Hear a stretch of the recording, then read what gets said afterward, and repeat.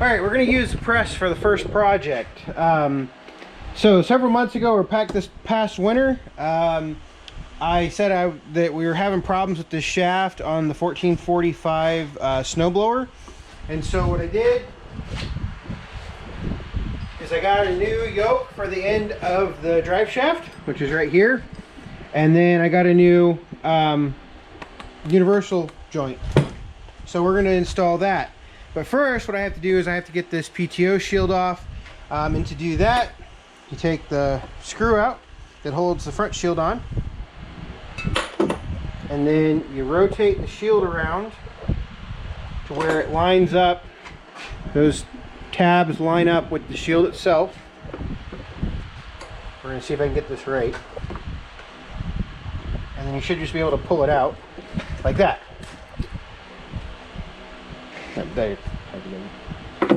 Okay, so that's our shaft. Now we have access to everything that we need to have access to. We have a couple different things that we can do. The way this shaft is assembled is we can either punch this roll pin out and just take this assembly, or we can leave it as just a whole shaft. Either one works. I think in this particular case we're just going to leave it as a whole shaft because we only have to replace this joint right here. So now what I'm going to do is I'm going to get some snap rings, take out my 4 snap rings, and go from there. Alright, so now what we're going to do is we're going to take the retaining clips out. Take our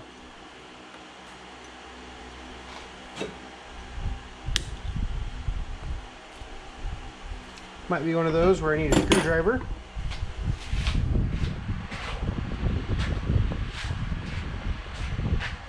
We're just going to go around.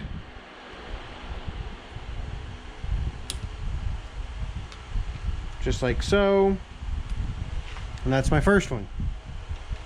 Now I am going to set those to the side because I do not know if the new universal joint came with new snap rings. We're going to do the next one.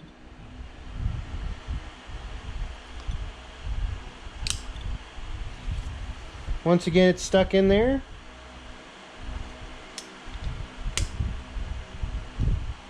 So I'm going to work my way around.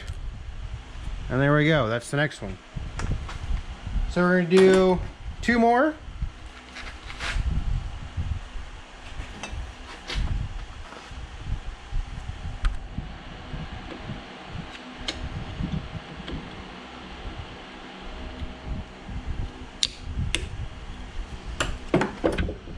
It's also stuck in there.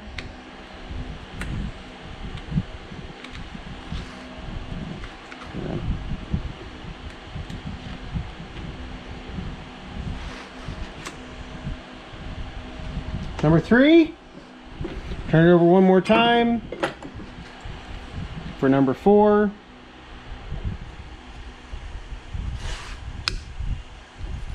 And then we can go over to the press as soon as we have this one out. And one of the reasons it's taken me so long to do this project is because I wanted to do this on a press instead of with a hammer. Historically, I would... Well, don't lose the parts. We're losing parts here. So now what I'm going to do is I'm going to go get this set up in the press and we'll go from there. Alright, so we've readjusted. We're going to see if we can get it to go this time.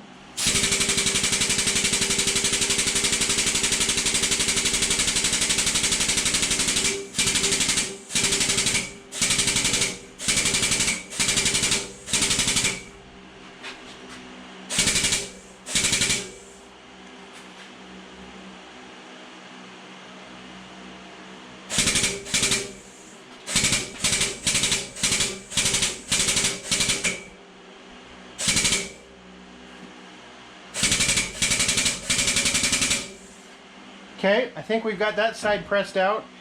And for any of you wondering, that force did not even register on the... I think you can see the upper corner of this gauge right here. I didn't see it even register really. So now what we're going to do is we're going to take and actually I think I need to go a little bit farther. So I gotta put it back in there.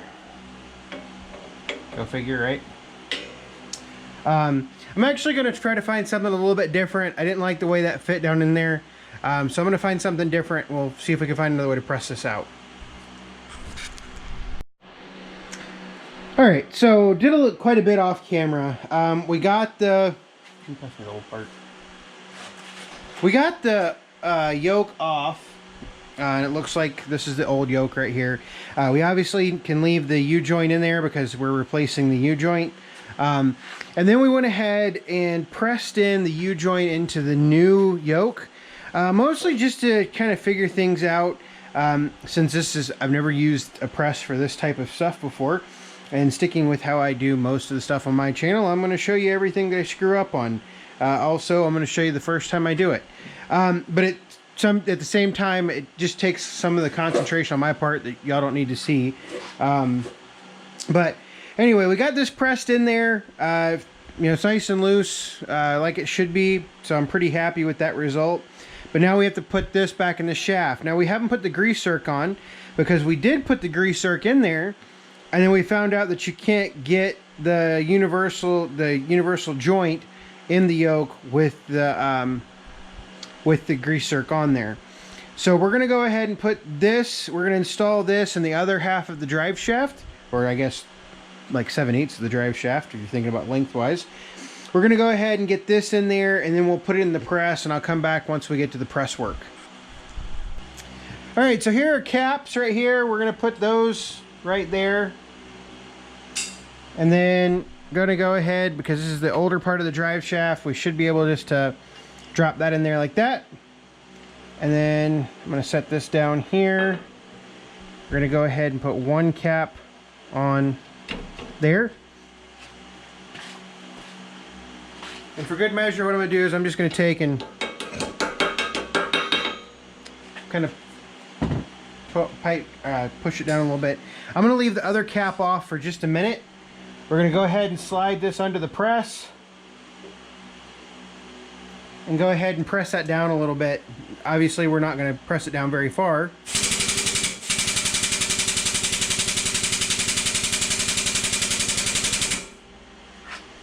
Okay. That way it's in there. I'm going to go ahead and push that down in the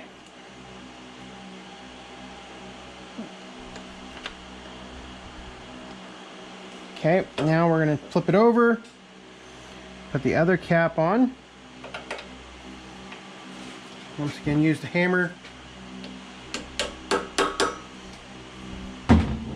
Tap it in there. Oops.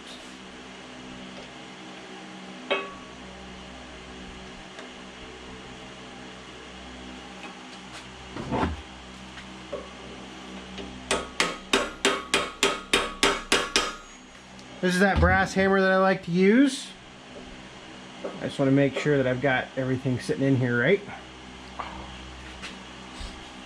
And in the meantime, I've let my hydraulic ram go all the way up. I hadn't been paying attention.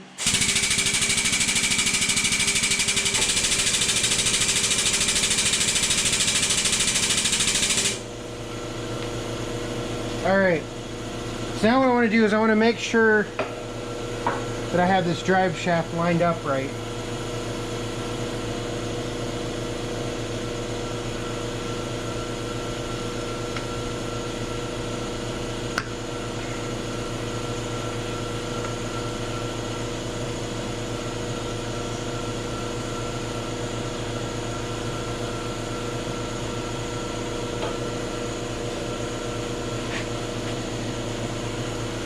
And who knows, this is maybe all the wrong way to do this, but this is the way I'm doing it, so. If I break something, like I always say, if I break something, it's not like it wasn't broken before.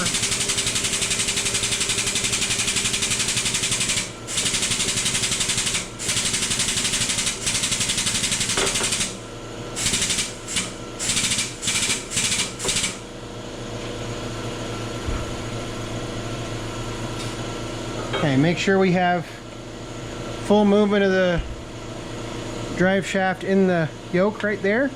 We do, so now we can keep pressing.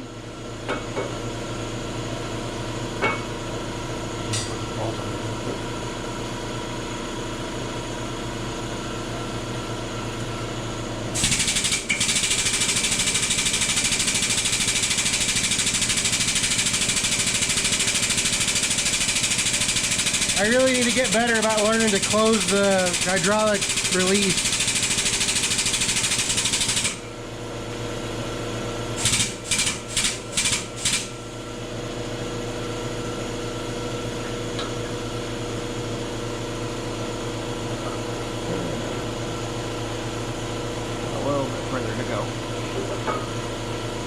So what I'm trying to do is I'm trying to recess that just far enough to get the snap ring in there.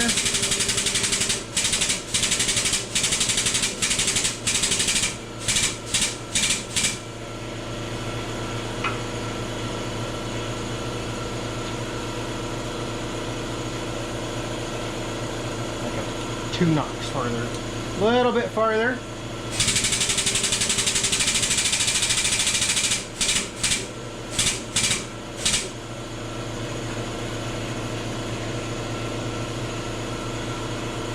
All right, let me go get a snap ring.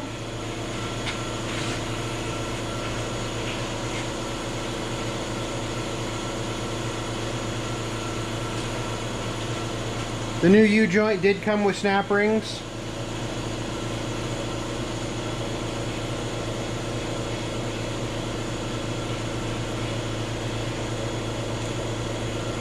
Okay, so that one's in there. Now we can flip it over. And we can push the other side in. So not underneath it?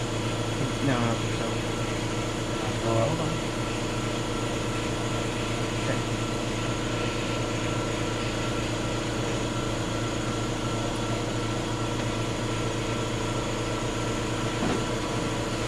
All right, let's see if we can get this finished real quick.